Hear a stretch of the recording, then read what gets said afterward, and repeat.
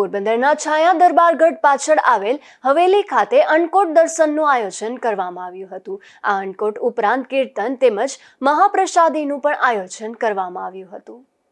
પોરબંદરમાં રાજાશાહી વખતની હવેલી પણ હાલ ઉપલબ્ધ છે। પોરબંદરના છાયા વિસ્તારમાં દરબારગઢ પાછળ રાજાશાહી વખતની હવેલી આવેલી છે। આ હવેલી ખાતે સમયાંતરે વિવિધ ધાર્મિક કાર્યક્રમોનું આયોજન કરવામાં આવે છે।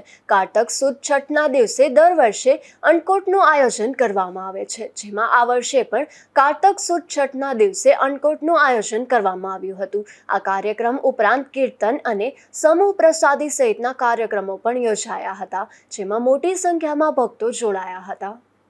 બોલો શ્રી ગોપાલ લાલ કી જય, શ્રી ગોપેન્દ્ર લાલ કી જય, શ્રી જમનેશ મહાપ્રભુ કી જય, શ્રી લાલજી મહારાજ કી જય, શ્રી યમુના મહારાણી કી જય, શ્રી પંચો ભગવતી કી જય।